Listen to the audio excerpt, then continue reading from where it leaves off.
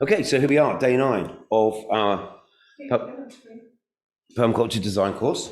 Thank you.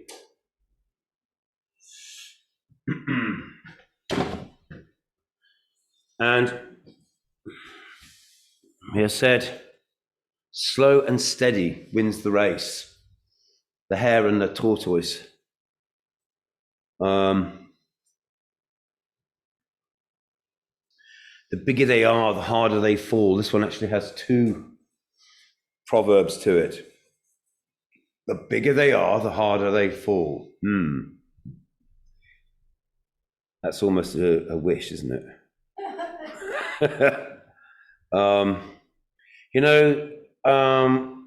So quite some years ago, teaching this course and there was a guy in attendance, a very interesting guy, Dr. Kesh Sidhu, a Sikh doctor from Birmingham, and of course was just blowing his mind. And he said to me afterwards or during, he said, Steve, this is amazing, but we've got to get it out there. How do we scale this up? We've got to go large, man. We've got to, And so the question is, how do you go large with permaculture? How do you change the world? And we thought about this question a lot. And the answer is slowly, because it's the only way that's sustainable. And then you might even ask, oh, good morning to you, Clovis. Greetings. Looking very dapper there, my friend.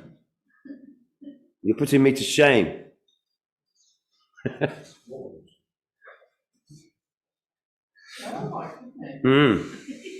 We'll yeah, right. Clovis looks like he's at a wedding.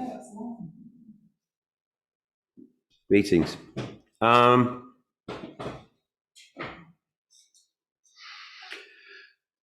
Obviously, we called our book Small and Slow Solutions. And what I envisaged in that is the unleashing of, how many people we got on this planet? 7 billion.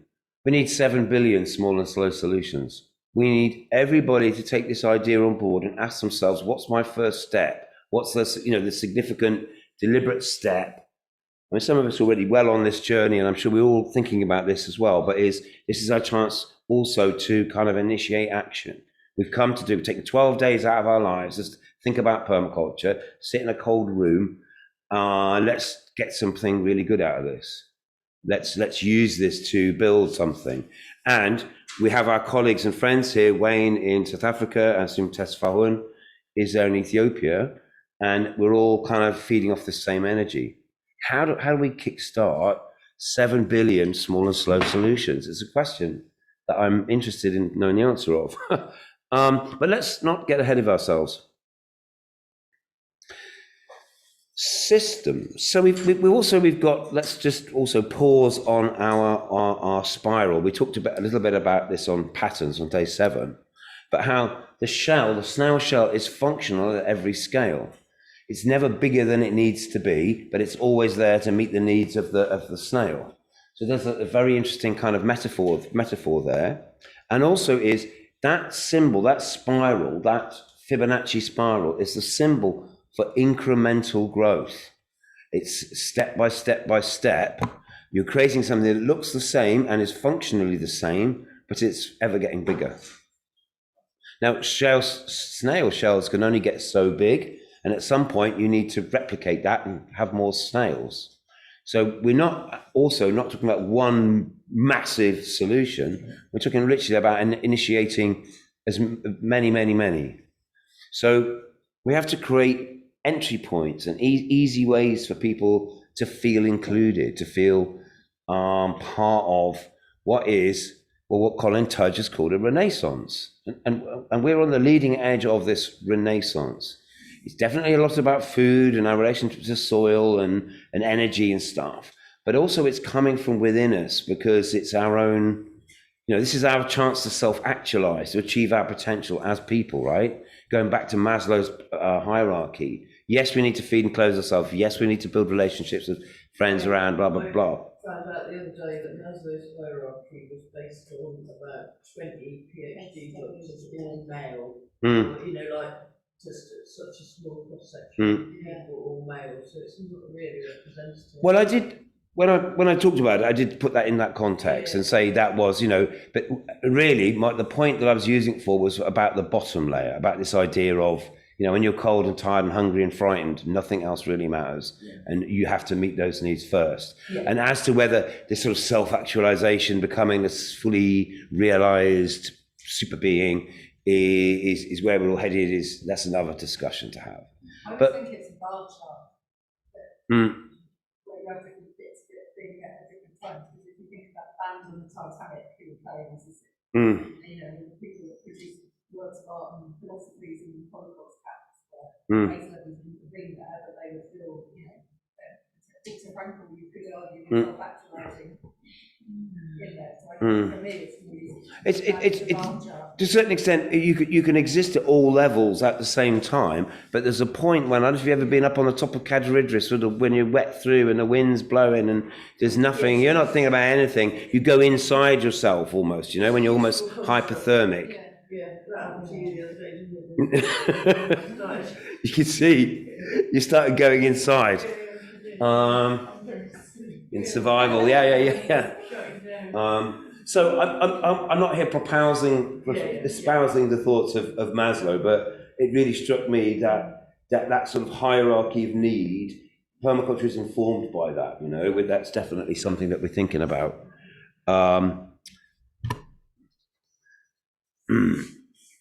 So systems should be designed to perform functions at the smallest scale that is practical and energy efficient for that function. Human scale and capacity should be the yardstick for a humane, democratic, and sustainable society. Human scale. What do we mean by a human scale society? It's sort of, it's that idea. Yeah, I mean, you go into a big city and it's just everything's unfamiliar. Every person you bump into, you assume you're never going to see them again, and therefore you don't engage. Whereas in Wales, that's the opposite. That's what I love about Wales. There's 3.5 million people here. So we all kind of feel like we know each other. And if you bump into someone, chances are you're going to see them again. So you notice them. In a human scale society, the people who are making decisions and what have you and have power should be directly accountable to us. It should be us. It should be us. We should be. So this evening, I have invited an external speaker who's going to come and talk about citizens' assemblies and different forms of democracy. And because I think that's a really big part of what's the changes need to do, is if we just let, the rich and powerful represent us, and they just represent the interests of the rich and powerful. It's interesting going to where that garden was yesterday. It was in Leeds House, isn't it? Yeah. It's like a mansion with gardeners and He's doing all right. Yeah, and it's like kicking Hanging out with Priti Patel. Photo ops. Yeah, I mean, who would do a photo op with Priti Patel? Yes, I really do. So we had The Small is Beautiful, the Schumacher, that wonderful Schumacher book, Small is Beautiful. Small and slow solutions mean mistakes can be corrected and become learning opportunities. Starting small also allows for the design to evolve and grow. This is really key. Grow in proportion. Incremental growth is much more sustainable and allows for learning and reinvestment. Permaculture designs must fulfill their function and return a surplus. We said that many times. The reinvestment of surplus allows for incremental growth. This is the key to successful design. Start small, allow growth, then seek to replicate the best examples. So again, it's back to this. What I was thinking about the schools and the young people is, if I had a chance to sort of advocate a solution, is I would challenge every child age kid with some information, but to contextualize it, but is to suggest and launch and begin their small and slow solution. If those children ask for resources like 500 quid or a day off school or a trip to the museum, the answer is yes. In fact, give them a couple of days, give them some time off school. Allow innovation of the youth to start generating solutions, because they've got to own this. We're leaving behind this sort of a mess in many ways. Yeah, they've got iPhones, but we've also got every hedgerow full of litter. We've got microplastics everywhere. We've got 410 parts per million in the atmosphere. It's not acceptable. 420. I mean, Jesus Christ, it's going up so fast. This little boy in our street during the lockdown last year had the idea about the American state. I was just chatting to them about whether they wanted to be farmers. And before I knew it, they'd done a permit here. This Right. 20-year-old boy who was back from uni, didn't it? Sure, they'd done a permaculture design for them. And then he, Wow. I mean, seriously, he's an 8-year-old boy. He's not so excited. Yeah. And then we kind of sorted him out a raised bed at the allotment. Think how much sort of excitement you could generate by challenging and actually listening and taking the youth seriously. And of course, if you're saying small and slow solutions, right? I'm not saying give kids loads of resources that can cause a mess. As if it's a bad idea, it just gets weeded out. It doesn't matter. You know, you learn by experimenting, and the good ideas, then people will cluster together. I tried my idea, didn't quite work. Your idea was a bit like mine, but better. I'm going to come and work with you now. Let it grow. Somehow we've got to stop. We've got to. So again, going back to thinking about our systems thinking is you've got to enable every element in the system to present its own, you know, behavior and learning and intelligence. You know, just say maintaining a flock of chickens, the lead hen remembers all of the behaviors, the other ones copy it. As soon as if you remove those, then you're back to having to show everybody what to do. So we have to empower the population. And again, I think permaculture is an amazing tool to be able to do that. Now, these Wayne and his colleague Derek and others, and Faya and in South Africa, they're saying to me, look, we're liking this permaculture academy idea. Can we have 200? Because we're going to need one in every district to create learning nodes. So that's super exciting to me. But also they were saying, well, where do we start? And I said, well, we could start with one, couldn't we? And then we figure that out and make that work really well, and then we can, then we can replicate.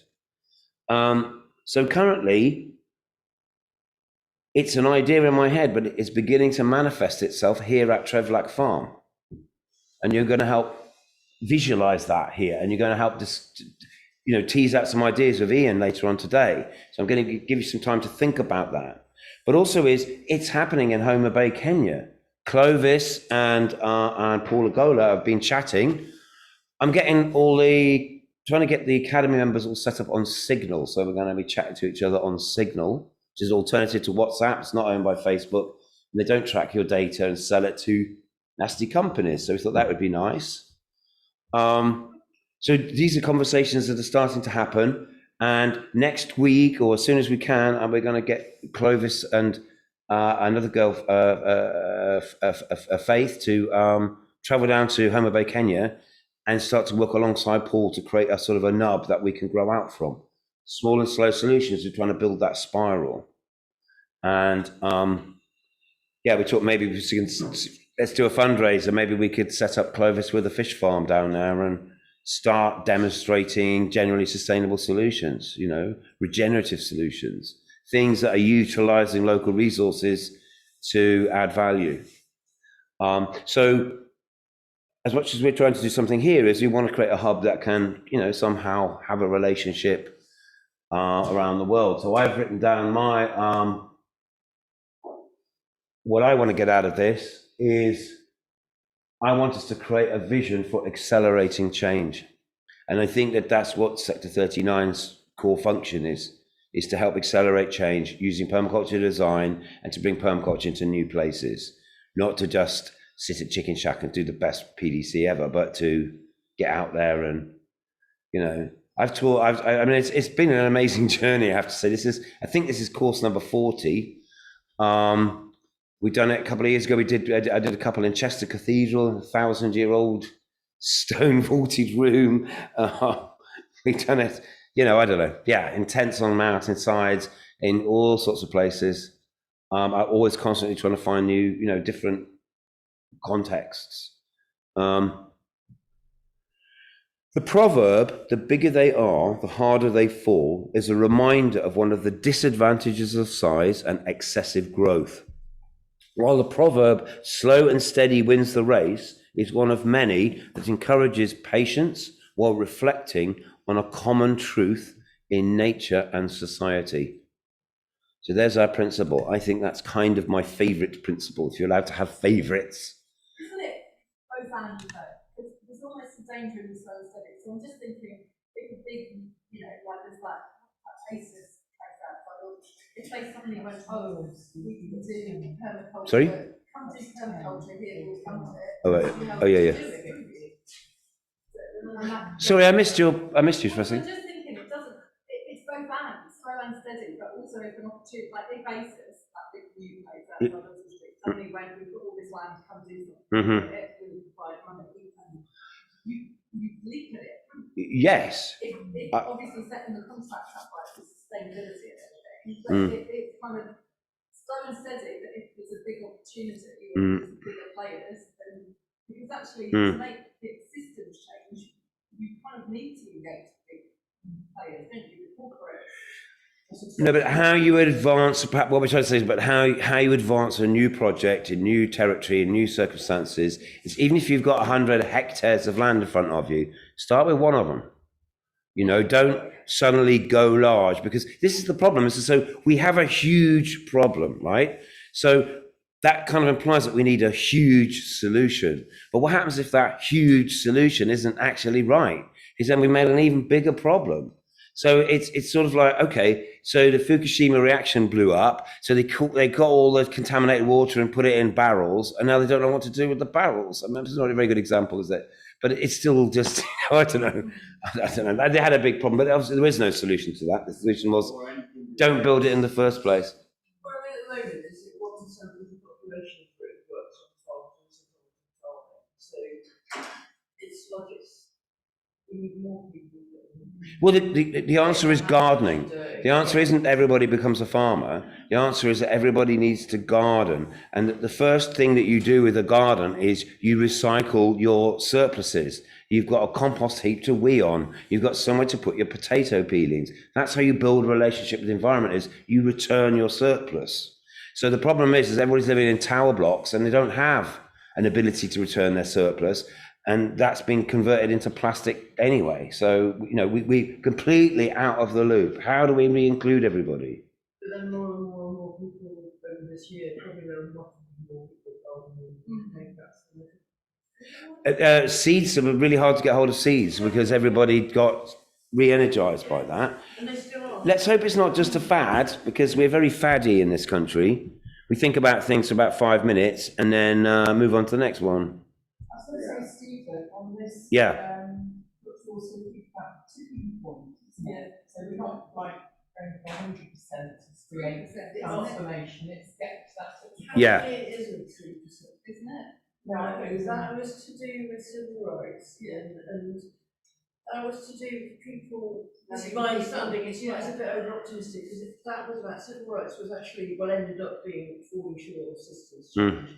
It was about people getting into the system who had been excluded from the system.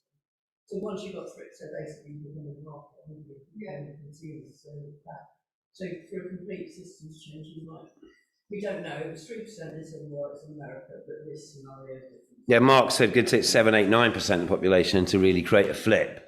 But that's because every percentage appears on the exponential. Yeah. So what point you say this is actually, but it's more to do with the rate of change rather than the change itself. Yeah. It tells you whether it's accelerating still or. The other thing that I've really noticed over the years as well with permaculture is to make it work, what matters is that you're consistent. So again, it's that maintaining that rate of change, so not doing huge things and then struggling to maintain them, or then forgetting about it for months because you exhausted yourself.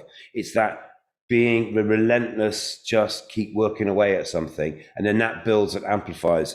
So look, there's a picture of Rose there in Rwanda, and She's building a food forest, an erosion removing or whatever food forest around a school in Rwanda, and she's propagating avocado trees. It's a small and slow solution, but she's made 2,000 of them. She didn't do it all in one day. She did it back there, and she's trained her buddies to help her.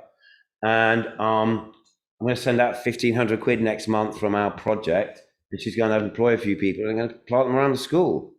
And that's a small and slow solution, but 2,000 avocado trees around the school is a change. That's a very significant one, and it's a school, so hopefully we can, impact the consciousness of the people within that school to think slightly differently. She's done very well. That's Roses in the blue there on the left. She's done very, very well to engage with teachers and staff members to value what they're doing.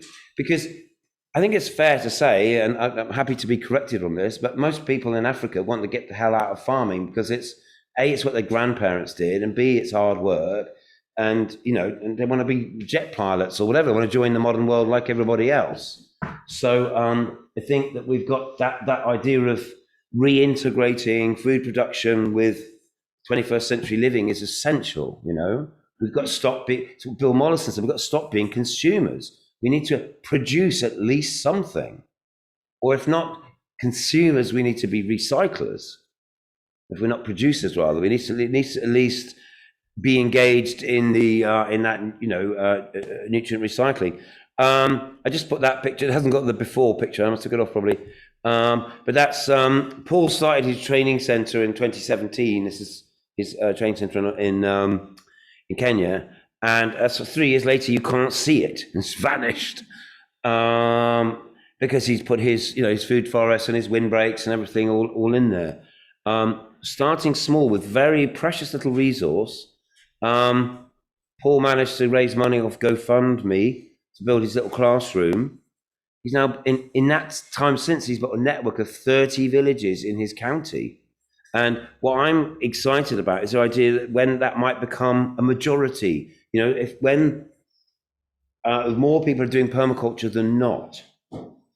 When I did my little talk about Chimani Mani, about Chikukwa in Zimbabwe, what I forgot to say is, in the follow-up, so it's about 2015, a few years ago now, but when they wrote that article, they went back and interviewed people throughout the valley, and they said at least 70%, 75% of farmers, when asked, what is it you're doing? They said permaculture, that's everybody. That's incredible, because that's everybody managing a whole ecosystem where they each only own a bit of it, but they're acting collectively to change the way the whole thing functions. That's what we all have to do. And to a certain extent, I think those guys are the best permaculture sort of teachers probably in the world, are those guys, because they've lived that over the course of the last 30 years. Where still I've only really been dipping in and out of the edges, really, compared to being immersed in one massive project like that.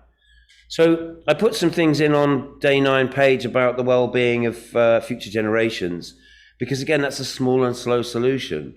We're now trying to put every decision that we make in Wales through this lens. Is it going to make us healthier? Is it going to make us prosperous? Is that part of our role of a globally responsible nation?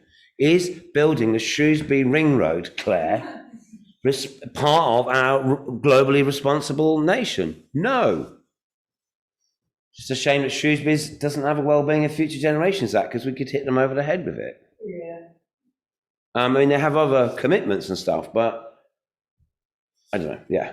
It is a damn shame. Yeah. Why can't we have multiple farms in England? Mm. Wales, Scotland, and Northern Ireland? It's just not right. It's just not fair. I mean, mm. Well, as everywhere else exists. Mm.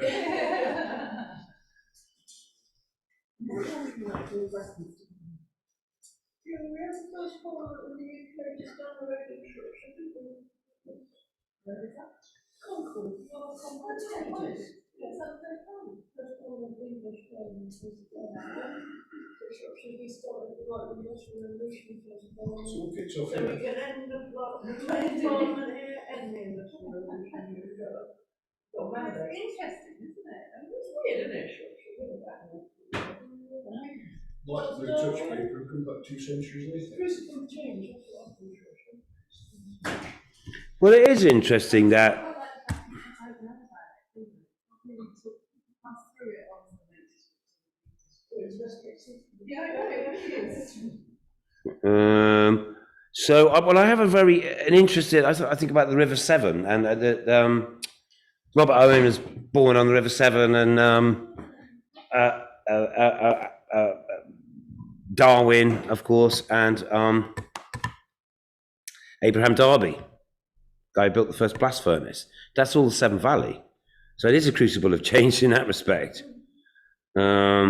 Interesting, I've only just been thinking about this, but where we did our first wind farms, when we first came to purchase with the communities. Yeah. Anglesey, Newtown, and Lanarkshire. Huh. That's interesting. Yeah. 10 to 10. Sorry, have a break at It is, yeah. break at 10, don't we? Yeah. Yeah. Oh, I like that. It's,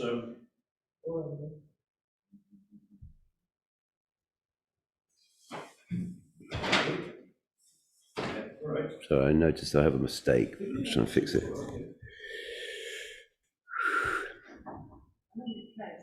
It's that whole life has energy and all that stuff. I don't know. Well, I don't doubt that it does, but I'm not sure if it's just, it's just a few things to come. We happen to be here, back on with them, isn't it? When I'm really dark in the head, partly it's just my family about it, partly it's funny stuff. And then you kind of, it's so the right place to be. It's like, you don't necessarily know that, but the time when you know that when you're in London, this is still a bit up the road, and you just, it's interesting to booty to the place as well, isn't it? Well, yeah, because when we set the structure, we've still got older children living in the clinic for the older to couldn't get any work in the medical sector, so we sort of set it through to be able to come back and forth from the train places. It's very random, but actually worked out pretty well. Yeah. I think, I think more people have got really well well, and not necessarily belonging. And I think that's one of the things is about, but actually putting down the and saying, well, this is where I live, so this is where I live. Yeah, change one thing. Okay, sorry.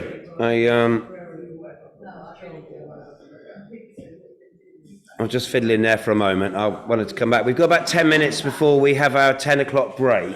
And then I want to use some of that time to really start to thinking about the fact that we're going to have to chat to Ian at 12:30. I've invited him to come. But so this was a presentation I put together we made a pitch at the Hay Book Fair a few years ago around biochar. It didn't go that well because we realized instantly it was a way too complicated a thing to try and float in a room full of people that hadn't been sort of warmed up on the subject. But I think in terms of small and slow solutions, it's only I've showed you the pictures again from Judith Thornton's slideshow about the future of Wales and agriculture. I'm not saying this is a one-off solution, because it's not. We got to do everything. We've got to advance in every single area. But I do think the biochar thing is really interesting, and I want to just enlarge on it a little bit, because I think it is a small and slow solution, and I think that it's something that can be transformational. And on the Day 9 page, I have put a couple of other little videos. One is an hour-long video called The Lost Secret of El Dorado, which is mind-blowing and very, very interesting to read. And it ends with the sort of the discovery of terra preta and this black soil in the Amazon. And it's really, really super exciting. And the other, a much smaller video I've put on there is just about is a wok kiln, and showing another way to make biochar very efficiently, kind of on a bonfire in a kiln. And in the slideshow, I'm going to show you, we built different kinds of pressure vessels and things to make it biochar. But the Chinese have gone from zero interest in biochar to massive multi-billion-dollar investment in biochar in a few years. Standing start. They realized, they've understood it. They haven't waited for the market mechanism to kick in. They've gone large on it. And that's because they've seen enormous potential. And what they're doing is that they're putting in biochar kilns on sewage farms. So you settle out all the sediment, dry it, and then pyrolyze it. Now, I don't know whether that's energetically a good idea or not, but they're doing it. They're putting it where the nutrients are already. It's the nutrients of whatever the feedstock rather is coming to that place. So they're putting it there. Now, as I say, I don't know if that's a good idea or not, but you can see that they've spotted that there's a massive, massive market in it. So this is like huge. Okay, that it's not just about. It actually gives us food security, stable soils. And we could almost see it as a keystone technology. Obviously, in terms of responding to climate change, we have to get to zero emissions, but we're still at 420 parts per million. We carry on warming, just like, at 420. It's only when we get back to 350 that the warming effect stops. So we've got to think of carbon negative things, zero emissions, but also carbon sequestration. That's a big, big challenge.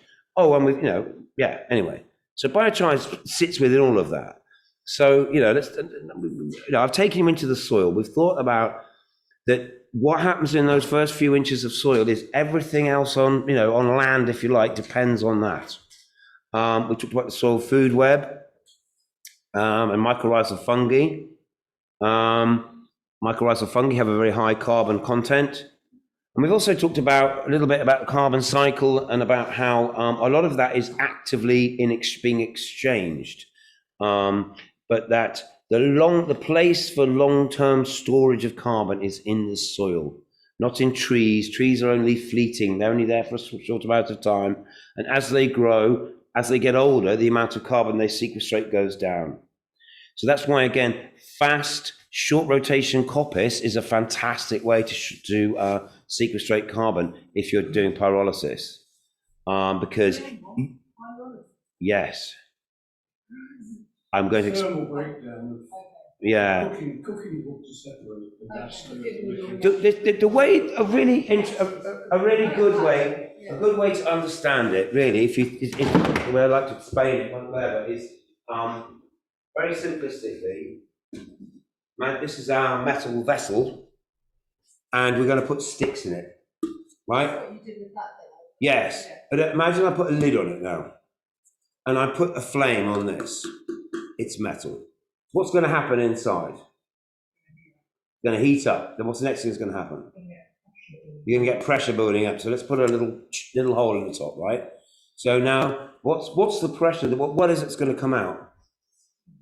Steam. First thing that's going to come out is water vapor. So now it's off gas, all of that water vapor, it's gone. I'm still heating it up. Now what's happening? Is the wood in there going to burn? It's getting really hot. Can't burn because there's no air.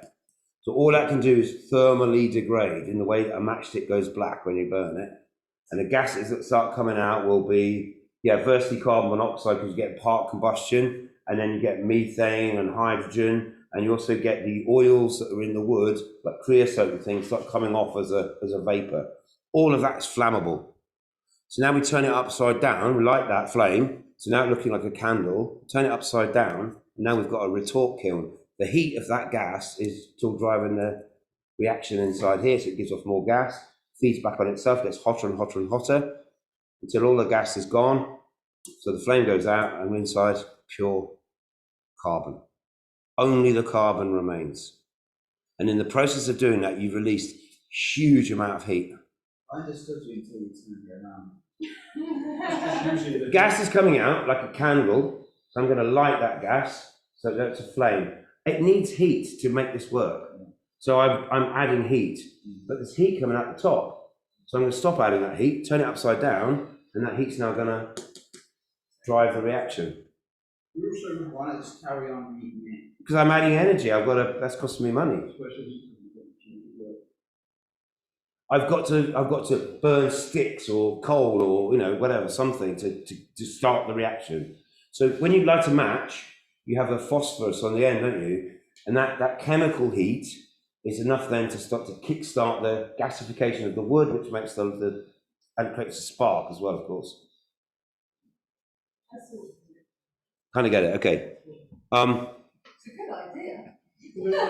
There is some combustion still going on there, so there is some but its biomass Is reduced. into the atmosphere as smoke or whatever, isn't it? But once the hotter it gets, the more, this is the other thing. So the hotter it gets, the more efficient the combustion, and the hotter it gets, the more the wood readily yields off the gases. You'll see. So this is what happens if we introduce that carbon into soil, is that soil has an ability to hold water increases because you're increasing surface area within the soil and you're increasing microbial habitat. We can see the erosion that's happening on the other side by comparison. That's a real photo. That's a real photo, and that is really breaking down on one side and really accumulating on the other. The only difference is the addition of carbon. How would they have to? Well, so this is a brand new world that we're learning. So one farmer, I can't remember who it was or what it was, but he wanted to do rapid bioremediation of his farm. So he fed his cattle on biochar. Then that's the cattle's then obviously trampling around, dropping their manure everywhere. He then went out and he invested and bought a load of dung beetles, which had been pre-bred. And the dung beetles take the cow manure, dig a hole, bring it into the soil and lay their eggs into it. So then accelerated the translocation of the carbon into the soil by teaming up with the dung beetles. Because the dung beetles weren't there already because There were, yeah, because they're being killed off by whatever. He managed to boost the population. He imported the population. He deliberately put his cows out in the fields. You know, this was a strategy. You probably killed them off with previous generations of spray. With pesticides and stuff, or giving the animals weird, drugs and things as well. So, a reminder, this is what humans do. If we come into an environment, this is in Tasmania, this is the trees that Bill Mollison cut down. These babies are 1,500 years old. You know, so you think of the fossilized carbon, that trapped carbon, and what are we doing with it? We're releasing it back into the atmosphere. Bill was saying the houses they were building out of this planks lasted 30 years. He reckoned that this ecosystem was 1 billion years old. So, you know, we've looked at some of this. So this is a really great book. This is what got me into it, probably about 10 years ago now. Albert Bates, The Biochar Solution. And the first half of it is an action-adventure story, and the second half of it is deep, hard sums, soil science. And he tells the story of the guys who first, Europeans, Spanish, who traveled the Amazon. They climbed the Andes Mountains in Peru, came down the other side to see what was there, and they found an inland ocean. Whatever, they followed the tributary that was the Rio Negro, that obviously leads to the Amazon. And the story is that, I was trying to think what his name was. He divided his troops into two halves. One went back into the mountains to seek iron ore. The other half was to make charcoal on the banks of the river and to cut wood for planks.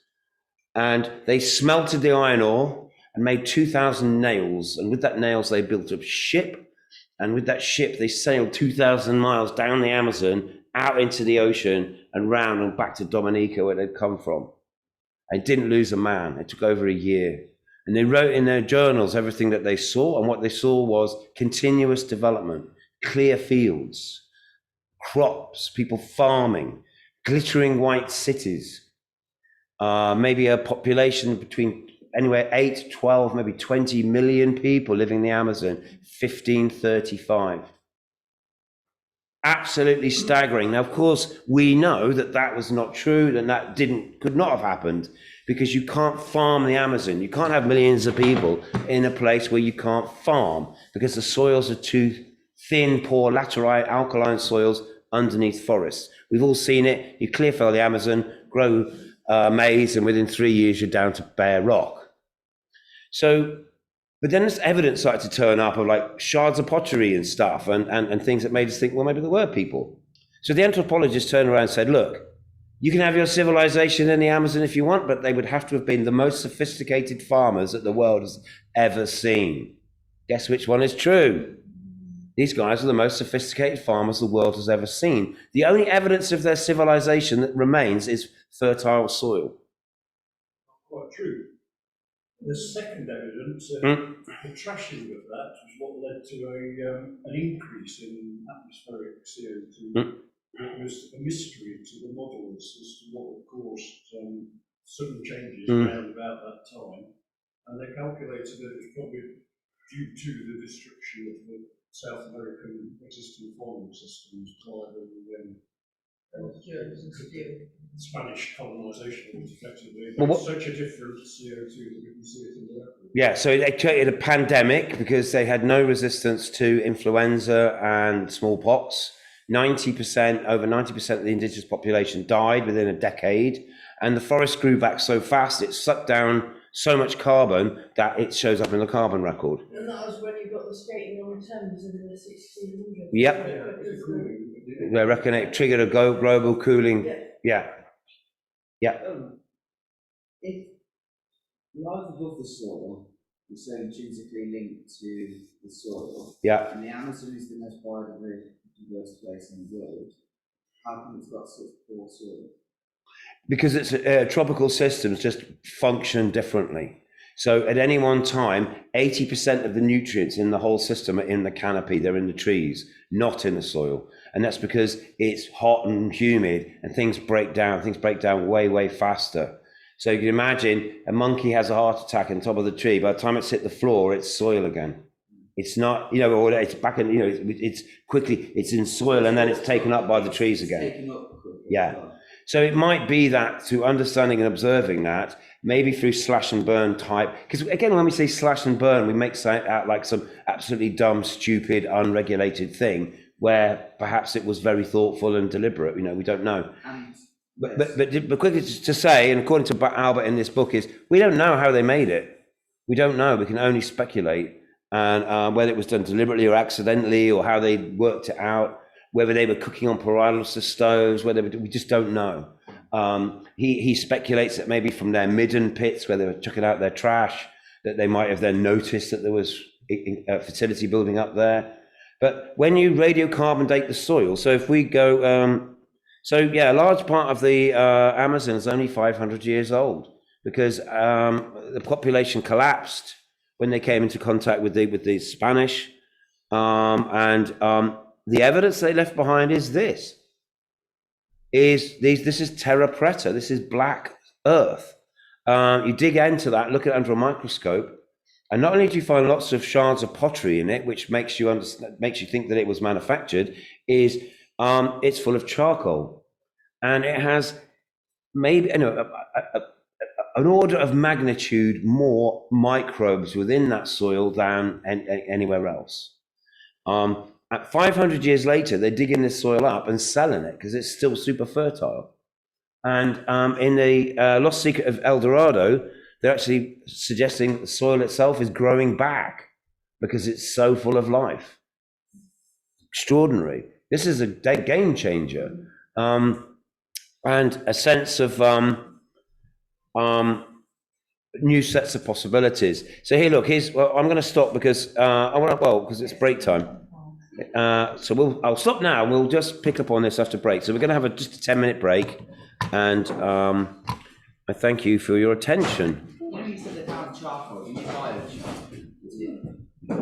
It's got the same thing. Well, it's not. It's still good. Lots of endangered species. We need. Again, so it's how we respond in an emergency is we need to respond appropriately, and not run around like the house is on fire doing crazy things.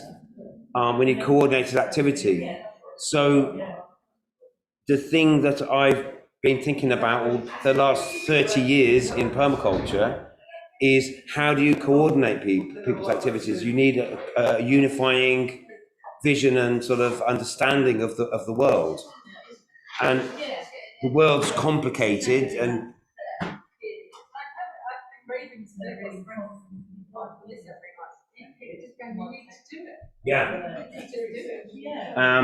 so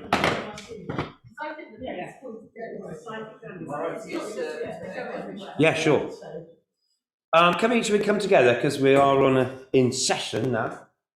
Both here and in other places. And Thank you, though. Lovely. Good. Always good to see people getting inspired and chatting. And we're on this sort of bigger question about how we affect meaningful change in the world, locally, but in a way in which that resonates globally. And one way we do that is through networks.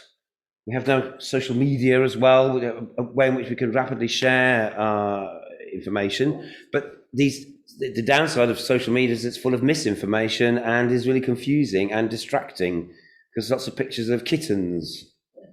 And huge guinea pigs. I think you could turn the kittens to your garbage. This is my little background. So you can make biochar out of dog food on top of it. Yes. So you could, to those kitten communities or whatever, you can say, after all, cat food is the solution. It might. Yeah. Dog food is the answer after all. Well, yeah, or that might not be the best use for that resource, but we could make biochar out of it. Yes. To get people's imagination. Yes. No, yes. And I think the getting people's imagination going bit is really key. And that's also where I think that in this permaculture renaissance world that we're in is we need artists, musicians, dramatists, whatever, creative painters, whatever, creative people to help explore the emotional experience of this and help share ideas and inspiration. There's Rob Hopkins' book, isn't it? Yeah, imagine, And that's really powerful. Let's start visioning and painting pictures of what this, positive transition experience might be like and where it might take us. What we're going to do with all this damn biochar. No, but we realize it's not like, we incorporate it into everything that we do is the answer. So one of the things that Albert Bates said in his talk, he was at the 2015 Permaculture Convergence in the UK, and I was like almost a stalker going to all of his talks, trying to think of pertinent questions to ask. I was so impressed. But I have actually visited him. In the late 90s, I went to visit his place where he lives, which is extraordinary, in Tennessee. It's a hippie community called The Farm that they migrated out of Haight-Ashbury, San Francisco, 1968 LSD culture in a series of yellow buses, and drove around America for 3 years until they found the farm, the land, the home. It was called The Farm. Yeah, Stephen Gaskin, yeah. He had a guru. Yes. Yes, they had natural birth people on there. It's an amazing story. Only that could have happened at that time in that place, really. Yes, they were all vegans. Well, they were at that stage, whatever. Anyway, so Albert's a very, very interesting guy. Anyway, and I was going to say something about something interesting he said. I've already forgotten. Oh yes. So, if you plaster your walls of your house with a porous matrix, something like clay lime, and you mix into that crushed biochar, you then have a filter built into your house. And it will remove 80% of the pollen grains, dust particles, and fungal spores from the air. Because of relative humidity differences between the plaster on the wall as the air circulates. It's absorbed in and out of the wall, cleans it. So what does that happen? Say? What was it? A plaster. So you render the inside of your wall like you don't use gypsum. We use gypsum plaster here in the UK, which creates an impermeable barrier. So in eco building and green building, all of the sort of knowledge is realizing you work with permeable materials so that you have like a buffer. Moisture the buildings can breathe in and out somehow. So when you work with lime renders and clay and hemp lime and all those kind of like composite materials, you then create something that has the ability to breathe and to hold some of the moisture in the room so that you can have you don't get then water running down and stuff like that. Yeah. That will be. But if you mix biochar into that, you then actually then get all these other filtration properties. And also then Albert went on to then say something I didn't fully understand, but he said you create a Faraday cage, so it's an impermeable to electromagnetic radiation. Well, like the windows are. That's not true. What is that? Just to be a perfect conductor. Okay, right. But so it has very high. Better conductor, possibly. Okay. It's not going to be good enough to do that. It was maybe slightly speculative then. He was saying that. Loads of electromagnetic stuff inside, so it's got like going out as well. It's like extra small house. But then Depends what you get. what you're getting though. But what I was getting from all of that, which was just really, really interesting, is imagine that the very materials that we start to build our world out of are themselves strategies for carbon sequestration. And that if your house with a clay lime plaster and a biochar render, if you walk away from it, it's going to turn into soil rather than a big pile of concrete. Then you can make superconductor material called graphene out of basically biochar. There's just carbon. It's very thin, it's very strong, and it's very flexible. Jumping back to transport, and I don't, with an engineer in the room, but it's interesting, and this is a total digression, but just something that I usually like to talk about is airships. Why aren't we talking about airships?